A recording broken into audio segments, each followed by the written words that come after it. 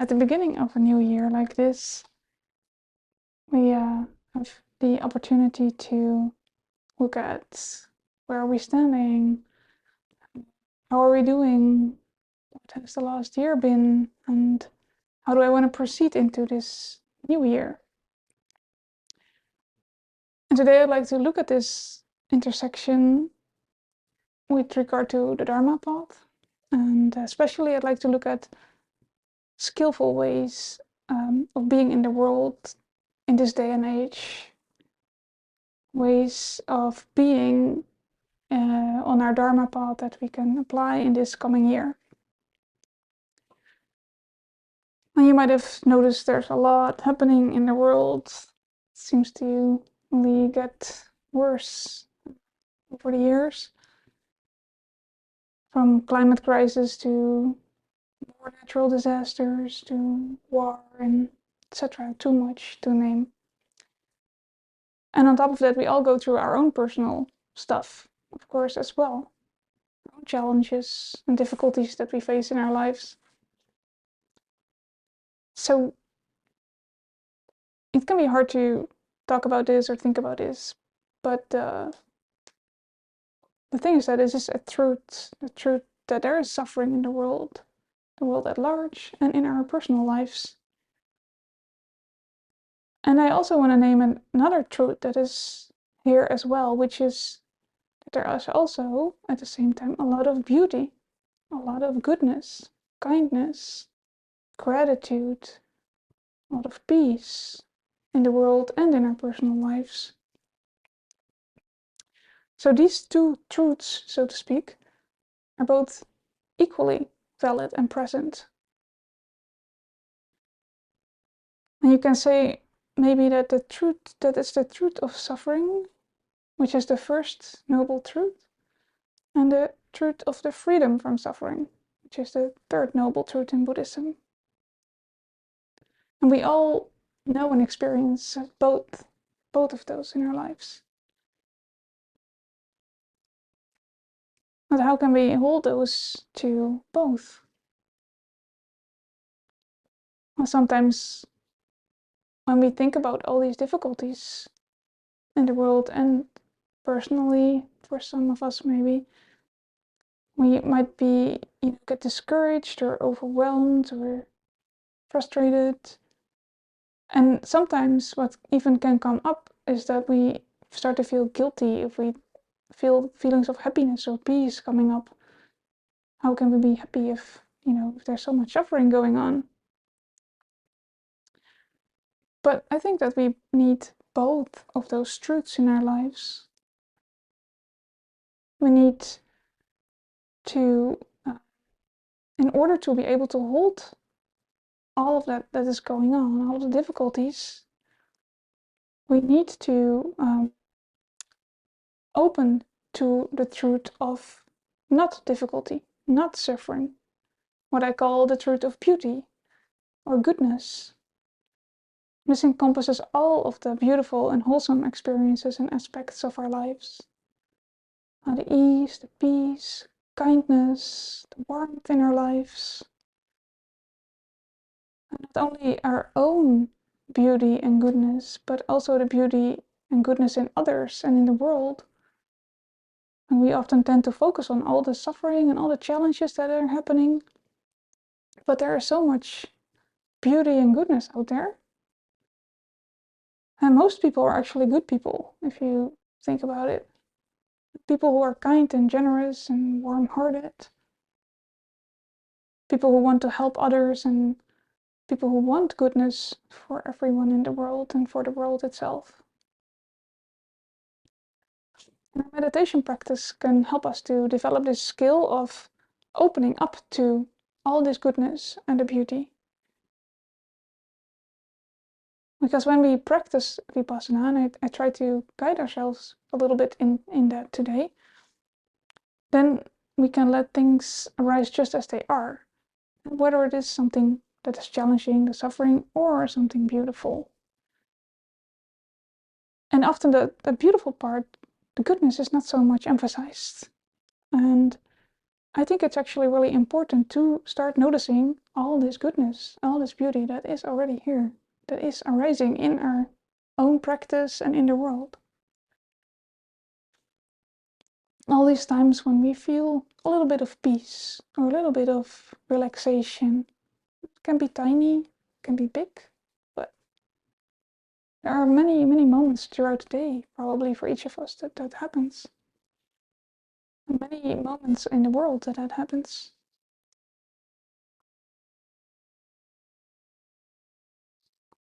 And so every time we open to this beauty, to this goodness, then we are strengthening that aspect.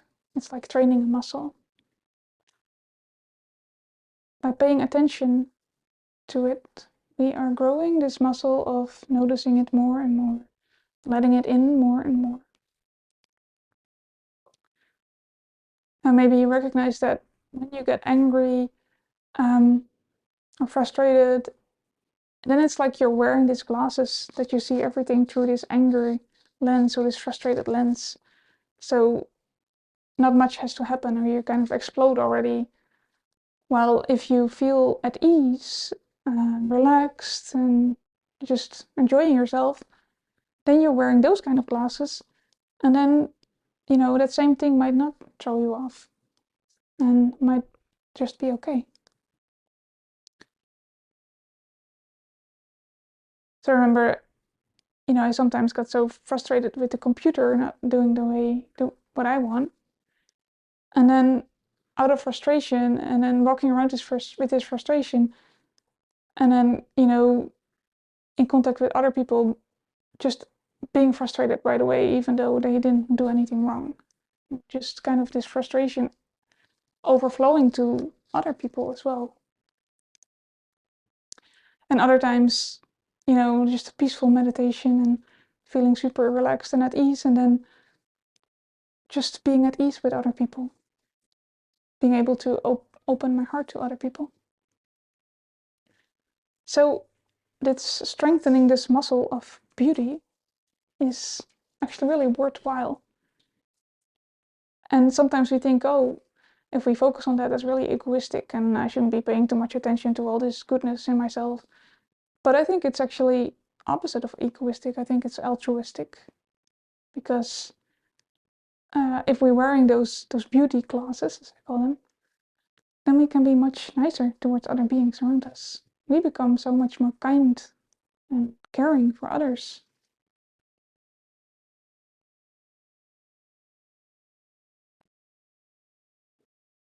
And the Buddha says, and this is one of my favorite quotes, I quote this a lot, so I probably quoted it a few times already here. It says, whatever one frequently thinks and ponders upon, that becomes the inclination of the mind. End quote. And sometimes it might not feel like we can control what we can think and ponder upon. Sometimes things just happen, right? Just get all these thoughts and all these emotions and feelings. And that's okay, actually, because our main task is to notice what is going on, to notice what is present in this moment, whether it is something that is suffering or something that is more in the beauty realm, the goodness.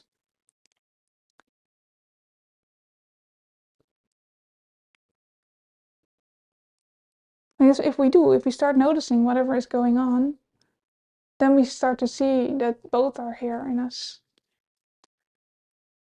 And the invitation is to start noticing also the goodness and the beauty, the kindness, the care, the peace, the ease. And what can be helpful in the process is not only noticing that in ourselves, but also in others around us. And maybe we have a really kind neighbor that we notice, oh wow, this person is really kind. Or we notice it maybe in our pets, how they're, or we have a dog, how happy they are every time we come back home.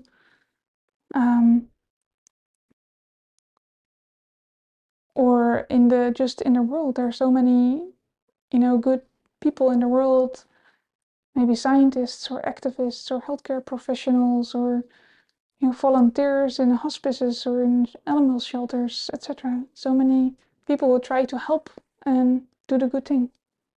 And every time we think about these kind of things, we are strengthening this muscle of goodness.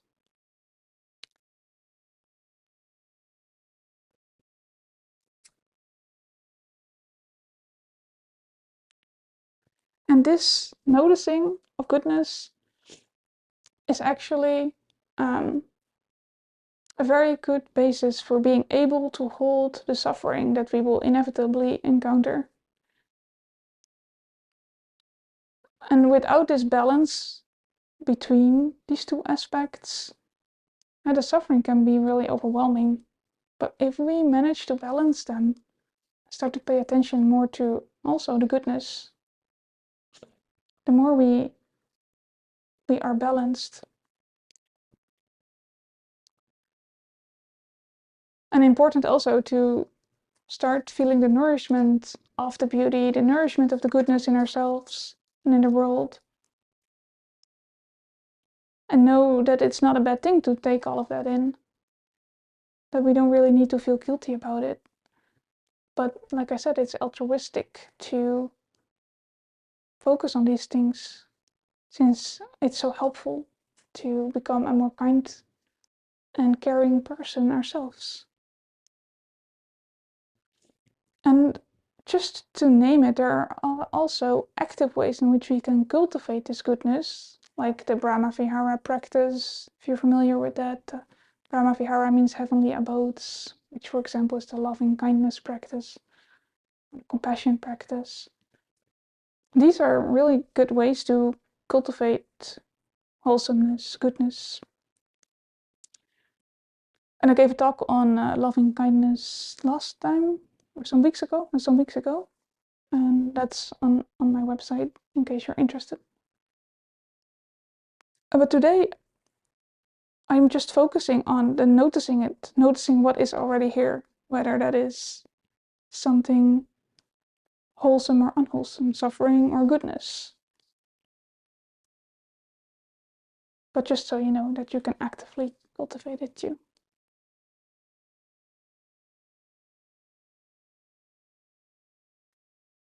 And so, to talk a little bit about the challenges that we all face in ourselves and in the world. Challenges and difficulty and suffering are part of our experience, part of the first noble truth. They're suffering, part of being human, at least as long as we're not fully awakened. And I'm sure we're all heading towards that, probably really quickly, hopefully. But as long as we're not there yet, then we all encounter this difficulty and suffering. And as long as there are humans living together on this planet, there will be conflict and wars and suffering going on between humans just because of our but because of the nature of our minds, who are unpurified minds. The more we purify them, the less that will happen. And this was true at the time of the Buddha as well. He actually advised a lot of kings around, not going to war, and, kings would come and visit him, should I go to war or not? And he would usually try not to have them go to war, but he wasn't always successful. Sometimes he would actually, not be successful and the king would go to war. And there are also lots of, disputes and quarrels around in the monastic order. And there are, monastic rules that came out of those quarrels and disputes that they had. The Buddha was like, oh, we need to make a rule for this because we don't want all these quarrels and disputes. So it's probably not really doable to avoid conflict and difficulty and suffering. But what we can do is face it, open to it, see it as part of our human conditioning, realizing this is the truth of suffering, feeling our vulnerability, understanding that this is the way things are. And when we open to this vulnerable place, to this place where we can open to suffering, then there's a softness that can arise. It's like a softening into the truth of the difficulty. Sitting amidst all of it. The world of suffering and the world of goodness. And then one of the suttas, there's this god, and in the Buddhist scriptures there's different layers of gods and godly realms. And this god, Kamada, said to the Buddha, "It's too hard, Blessed One, it's just too hard." And then the Buddha replied, "They do it even though it's hard." End quote. So I see this as an encouragement to keep going, even though it's hard, things are tough. Even this God, who is supposedly in this really good place, this heavenly realm, thinks it's hard, let alone us. And one of my teachers, the Burmese monk, Sayadaw U Tejaniya, he says, "You must always remember that there are the knowing minds, the known minds, and the known minds. The known minds don't need to be calm, don't need to be peaceful. They can be angry and raging. All of that can be going on. And all that needs to be steady is the knowing mind. That's the only steadiness you need." End quote. So he points to the difference between that which knows and that what is known. So we can know the rage and the anger, but that knows the rage and the anger is calm, can be calm. And our Vipassana practice prepares us for this sitting in the midst of all of it. It invites us to open to all of it. And I would suggest to start small, not with like your biggest suffering. And maybe we can start with some discomfort in the body when we sit in meditation. Maybe our knee starts to hurt and we just try to open to that discomfort, that pain, and see if we can just be with it without having to change anything. And then slowly and gradually kind of expand to more difficult situations. And if we do open up to whatever level of difficulty, then we can start to notice that things come and go. The discomfort or the difficulty arises and it passes as well. It's actually not permanent. Nothing ever stays the same. Also not the difficulty. Our inner landscape is just changing all the time and our body is changing all the time. And it's really remarkable that when we start to sit with these minor discomforts and we start to see that they just pass away and we don't need to do anything for it, that we just need to bear witness only to the truth of this moment, that's our job. And then it's inevitable that at some point this goodness or this beauty, ease or the relaxation or the peace will arise. And of course that will also pass at some point. So this is one of the core teachings of the Buddha, the truth of impermanence.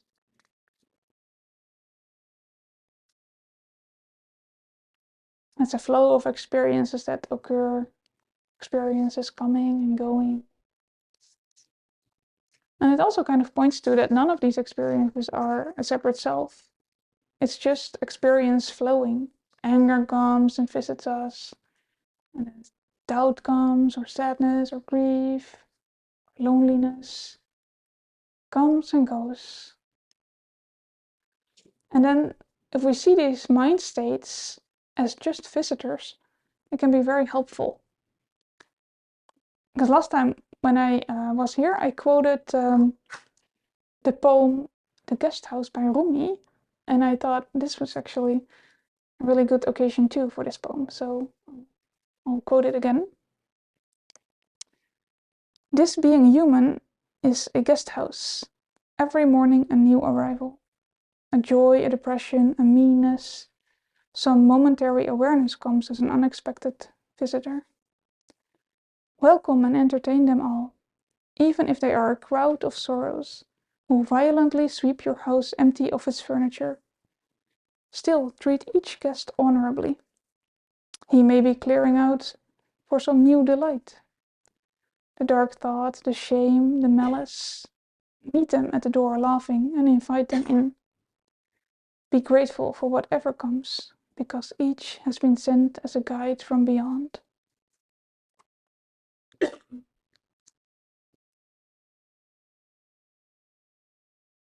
So whenever a crowd of sorrows visits us, maybe we can remember this poem and see that these difficulties are just visitors in our minds, in our hearts. They're not ourselves.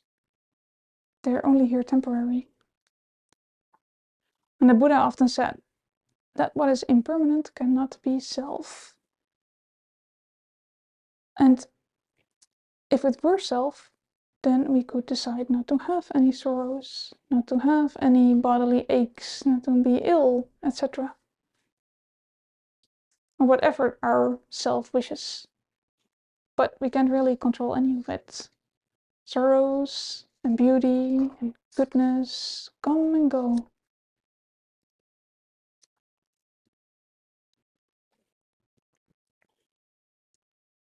And these all come and go based on these previous causes and conditions. I see it kind of as this hourglass where all these previous causes and conditions kind of filter and they end up in this little, what do you call this little neck thing, this little thing where the grain of sand goes down. And we're now in this little neck. And the grain of salt that we're shaping right now is what goes to the future, what shapes the future. So in this little neck, this is the only moment that we have some control. And we can shape it in the direction of more goodness and wholesomeness, or more suffering and unwholesomeness.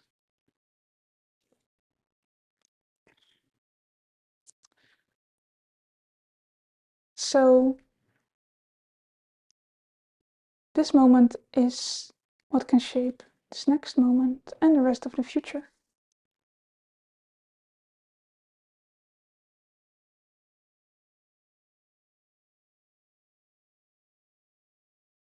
And what I've been talking today about is that all these things that I've been naming can help us to shape the future in a more wholesome way, in this more beautiful way. And we do this through noticing this beauty as is obvious, the beauty in ourselves, the beauty in the world, the goodness, the kindness everywhere. And we also do this by opening to the suffering in this moment. And that seems a little contradictory maybe, but opening to the suffering will help it to let it flow through us instead of that it becomes tight and constricted.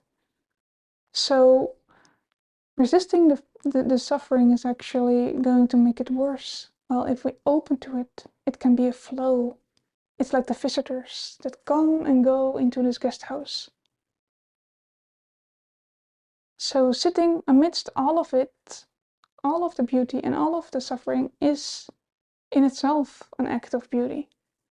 Even if it seems hard, like this God was saying.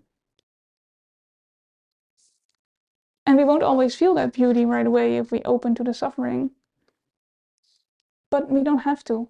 We can know that we're contributing. Our little grain of salt in this sand in this moment is contributing to something wholesome for the future. If we open to what is here right now.